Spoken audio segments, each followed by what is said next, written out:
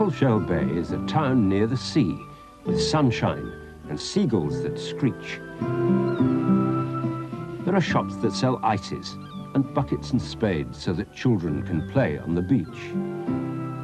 There are white painted houses along the seafront where folk come for a quiet holiday, where the sky is bright, the winds are light, and 2 children stay.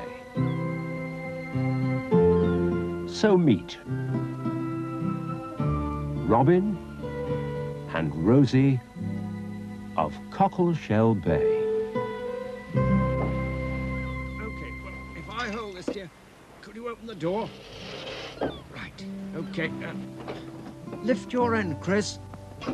That's it. Just a minute, I'll get it round this corner. I don't know why we had to move to another house anyway, said Rosie Cockle. I like the old one. It's 'cause Dad doesn't want to work in a factory anymore, said Robin, and Mummy doesn't want to live in a town.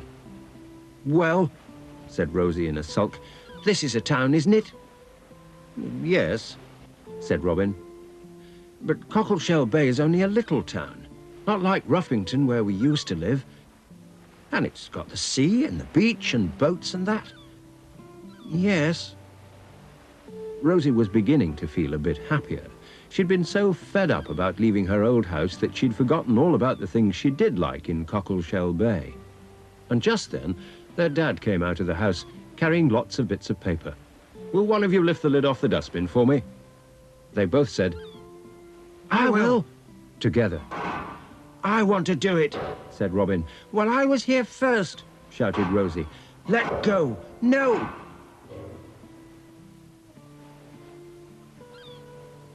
Robin, Rosie. Mr. Cockle was quite cross. Do it together and carefully.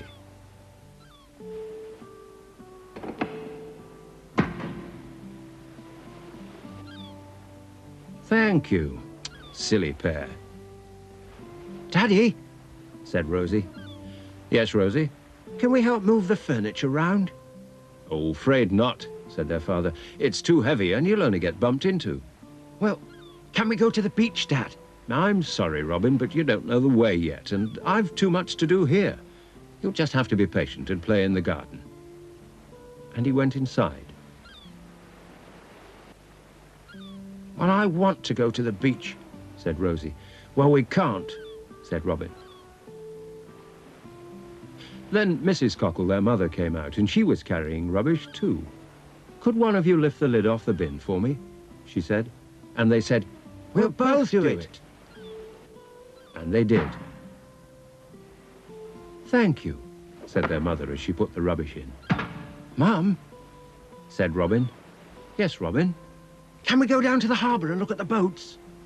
Oh, not on your own, said Mrs. Cockle. You don't know the way, and I can't come. I've too much to do. You'll just have to be patient and play in the garden. And she went inside too. Oh, said Rosie very crossly. Grown-ups are always too busy. What shall we do now? Said Robin. I don't know, said Rosie. But all at once, Rosie had an idea. Let's be removal men, she said. Oh, that's a good idea, said Robin. Yes, let's.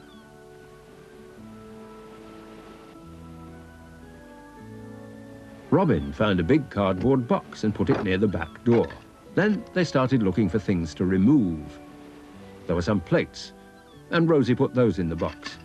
And Robin found their welly boots and put those in too.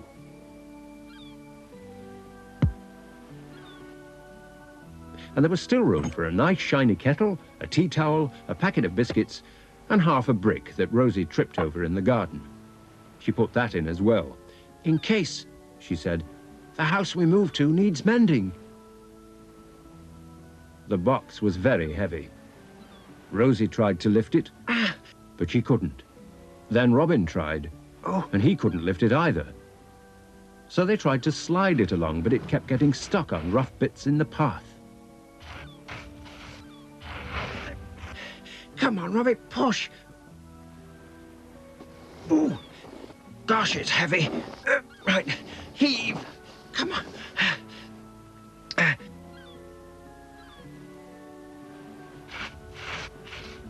And Rosie was pulling and Robin was pushing when all at once the bit of cardboard that Rosie was pulling at tore.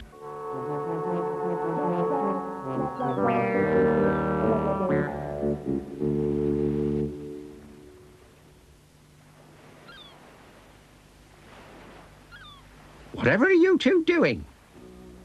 It was a lady they didn't know. We're removing, said Rosie. Dear me, said the lady. You've only just arrived in Cockleshell Bay. Who are you? Robin asked. Oh, I'm Mrs. Routy, said the lady. Only everyone calls me Gran Routy. Why? Said Rosie. 'Cause I have 11 grandchildren. Gosh, said Robin. Then he said, our Gran died, so we haven't got one. Oh, dear, said Gran Routy. Well, you'd better have me for a Gran now and again. Is that why you've come? Rosie wanted to know. My word, you two do ask a lot of questions, said Gran Routy. No, your mother, Mrs. Cockle, asked me to come to see if I'd help her with the guest house. What's a guest house? Oh, it's like a small hotel. It's where people come to stay for a holiday. It's where you live. This is going to be a guest house. Oh. Now, no more questions. I must see your mum. Oh, hello, Mrs. Routy. I'm so glad you've come. Come in and have a cup of tea. And Gran Routy and Robin and Rosie's mother went into the house.